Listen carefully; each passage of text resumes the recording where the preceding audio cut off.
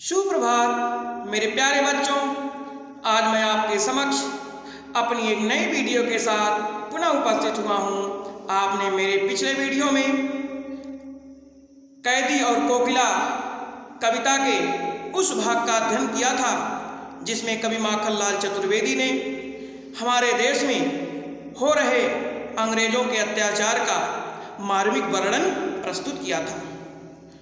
तो चलिए आज हम उन्हीं की कविता के अगले भाग को देखते हैं। कवि ने इसके पहले बताया था कि वह एक जेल में बंद है और जेल में बंद रहते हुए किस प्रकार से अंग्रेजों के द्वारा उन पर यातनाएं होती थी, उनके ऊपर दुख दिए जाते थे। आज उन्हीं की अगली बिंदुओं के साथ मैं पुनः उपस्थित हुआ हूँ। चलिए इनकी कविता की तरफ देखते हैं। क्यों हुक पड़ी वेदना बोझ वाली सी, कोकिल बोलो तो क्या लुटा मृदुल वैभव की रखवाली सी, कोकिल बोलो तो। कवि इन पंक्तियों में कहता है कि हे कोयल, जब अर्धरात्रि में कोयल आकर के कूं कूं चिल्लाने लगी तो उस आवाज को सुन करके माखनलाल चतुर्वेदी जी कहते हैं कि हे कोयल, तुम इस अर्धरात्रि में आकर के क्यों कूं कूं कर रही हो, क्यों चिल्ला रही हो? अर्थात तुम्हारे इस अर्धरात्रि में, आधी रात में आकर के बोलने का क्या कारण हो सकता है? वह कहता है क्यों हुक पड़ी, क्या कोई पीड़ा है, कोई दुख आ गया तुम्हारे ऊपर, या वेदना बोझ वाली सी, या तुम्हारे ऊपर कष्टों का एक बोझ आ गया है? हे कोयल, उसके बारे में मुझे बताओ। क्या लुटा मृदुल वैभव की, कहीं तुम्हारा मृदुल वैभव कोई संपत्ति जिसकी तुम रखवाली करती थी, क्या कोई लूट लिया है? उसके बारे में बताने आई हो? आखिर में क्या कारण है तुम्हारी इस अर्धरात्रि में बोलने का? तुम देख नहीं रही हो, हम लोग तो खुद ही जेल में पड़े हुए हैं, कितना पीड़ा कितना दुख झेल रहे हैं, और ऊपर से तुम भी हमें रुलाने के लिए आ गई हो। अच्छा चलो ठीक है, तुम बताओ तुम्हारी क्या पीड़ा है? तो कवि के कहने का आशय यह है, वह कोयल की आवाज सुनकर के कहता है, हे कोयल, तुम्हारी बोली सुनकर मेरे हृदय की पीड़ा फिर से क्यों उभर गई है? यह पीड़ा बहुत बोझ वाली है, अर्थात गंभीर है। किसने यहाँ क्या लूट लिया कि वैभव संपत्ति की रक्षा करने वाली के समान तू बोल पड़ी? हे कोयल, कुछ तो बोलो, क्या समस्या आन पड़ी है तुम्हारे ऊपर? जो कुछ भी है उसे बताओ। कभी अगली पंक्तियों में कहता है, क्या हुई बावली अर्धरात्रि को चीखी, कोकिल बोलो तो किस दावानल की ज्वालाएं हैं तीखी, कोकिल बोलो तो। कभी कहता है, हे बावली, हे पगली, तुम इस अर्धरात्र में आकर के चीख रही हो, चिल्ला रही हो, तुम्हारे चिल्लाने का क्या कारण है?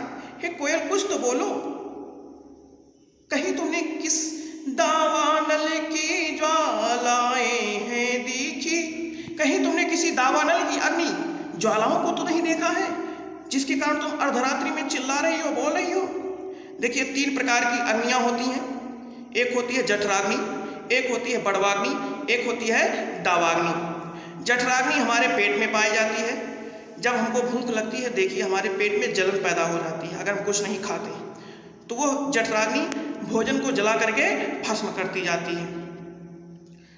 दूसरी बड़वाग्नि, बड़वाग्नि समुद्र में पाई जाती है, जो समुद्र के जल को जला करके खत्म करती है, और समुद्र जिसके कारण अपनी सीमाओं का उल्लंघन नहीं करता है। तीसरी दावाग्नि, जो अंतरिक्ष में पाई जाती है, तो कवि कहता है कि हे कोयल, कहीं तुम अंतरिक्ष में जाकर के उस दावाग्नि की ज्वालाओं को तो नहीं देख करके आई हो? अचानक इतना बड़ा आग का गोला देख करके तुम उसके बारे में तो नहीं कुछ बोलने आई हो? जो कुछ है मन में साफ साफ बता दो। तो कवि कहता है कि अरे ओ बावली कोयल, तू आधी रात को क्यों चीखने लगी? कुछ इस बोलने का कारण तो बता। किस भयंकर आग की लपटें देखकर तू बोलने लगी है, इसके बारे में मुझे बताओ। कवि अगली पंक्तियों में कहता है, क्या देख न सकती जंजीरों का गहना, हथकड़ियां क्यों ये ब्रिटिश राज का गहना, कोल्हू का चर्रक चूं जीवन की तान, गिट्टी पर अंगुलियों ने लिखे गान, हूँ मोट खींचता लगा पेट पर जुआ, खाली करता हूँ ब्रिटिश अकड़ का कुआं, दिन में करुणा क्यों जगे रुलाने वाली, इसलिए रात में गजब ढा रही आली। कभी कहता है कि तुम्हें ये दिखाई नहीं पड़ता कि हम जंजीरों का गहना पहने हुए हैं?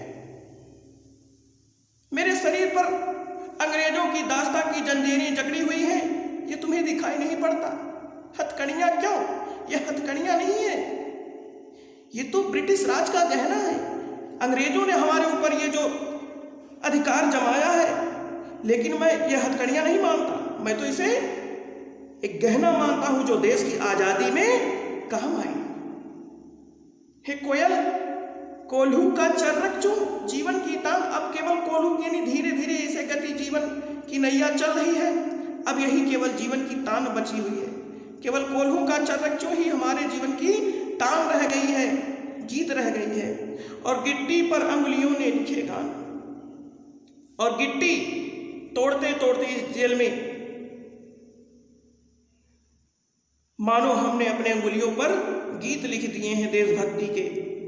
हूँ मोट खींचता लगा पेट पर जुआ, यहाँ पर इतना परिश्रम करवाते, इतना मेहनत करवाते हैं, और इतनी पेट में भूख लगती है, क्षुधा उत्पन्न होती है, लेकिन उसे भी हम लोग दबा कर किसी तरीके से जी रहे हैं।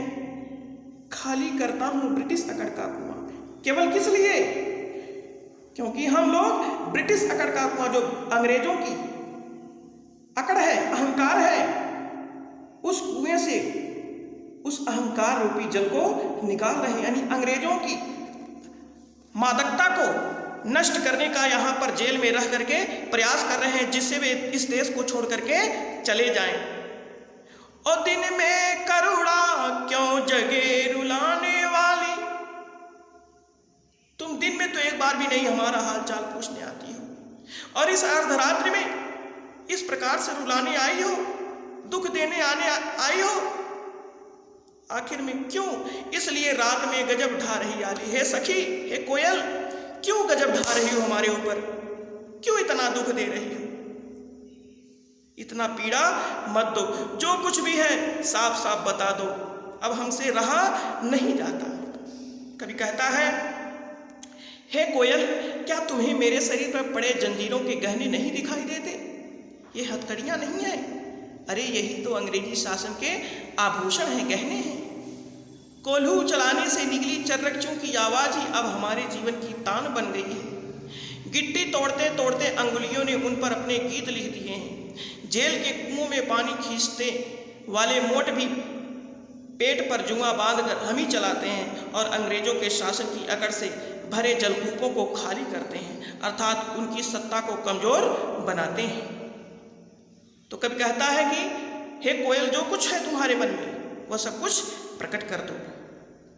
हम तो खुद ही इस अंग्रेजों की दास्तां की जंजीरों में जकड़े हुए हैं, और हमें इतना रुलाओ मत, इतना न सताओ। तो चलिए, आज आपने क्या सीखा, हम कुछ बहुविकल्पीय प्रश्नों पर बढ़ते हैं। प्रश्न नंबर 1, कवि के अनुसार कोयल कौन सी अग्नि देखकर बोल रही थी? आपके विकल्प हैं क जठराग्नि, ख बड़वाग्नि, ग दावाग्नि, घ इनमें से कोई नहीं। तो आपने अनुमान लगा लिया होगा। जी हाँ, आपका विकल्प गा सही है, दावाग्नि। अब हम अगले प्रश्न पर बढ़ते हैं। प्रश्न नंबर 2, कवि किस तरीके का गहना पहने हुए है? आपके विकल्प हैं का सोने का, खा चांदी का, गा हथकड़ियों का, घा हीरे मोती का। तो आपने अनुमान लगा लिया होगा। हाँ बच्चों, आपका विकल्प गा सही है, हथकड़ियों का। अब हम अगले प्रश्न पर बढ़ते हैं। प्रश्न नंबर 3, कवि ने किस आवाज को अपने जीवन की तान मान लिया है? आपके विकल्प हैं का रेलगाड़ी की आवाज, खा कोल्हू के चर्रकचू की आवाज, गा मोटरसाइकिल की आवाज, घा उपर्युक्त सभी। तो आपका विकल्प खा सही है, कोल्हू के चर्रकचू को कवि ने अपने जीवन की तान मान लिया है, गीत मान लिया है। अब हम अगले प्रश्न पर बढ़ते हैं। प्रश्न नंबर 4, खाली करता हूँ ब्रिटिश अकड़ का कुआं का क्या आशय है? आपके विकल्प हैं का कुएं से पानी निकालना, खा कुएं में पानी भरना, गा अंग्रेजों के लिए पानी भरना, घा अंग्रेजों के अहंकार को नष्ट करना। तो आपने सही विकल्प पर निशान लगा लिया होगा। जी हाँ, आपका विकल्प घा सही है, अंग्रेजों के अहंकार को नष्ट करना। कभी कहता है कि मैं खाली करता हूँ ब्रिटिश अकड़ का कुआं, मैं अंग्रेजों की अकड़ का, अहंकार का कुआं मैं खाली कर रहा हूँ और ऊपर से तुम भी हमें रुलाने आ गई हो। चलिए हम प्रश्न अभ्यास के प्रश्नों पर बढ़ते हैं। आप लोग नोट करिए, निम्नलिखित प्रश्नों के उत्तर दीजिए। प्रश्न नंबर 1, हथकड़ियों को गहना क्यों कहा गया है? हथकड़ियों को गहना क्यों कहा गया है? प्रश्न नंबर 2, किस शासन की तुलना तम के प्रभाव से की गई है और क्यों? हम आपसे पुनः अपने एक नई वीडियो के साथ मिलते हैं, तब तक के लिए धन्यवाद।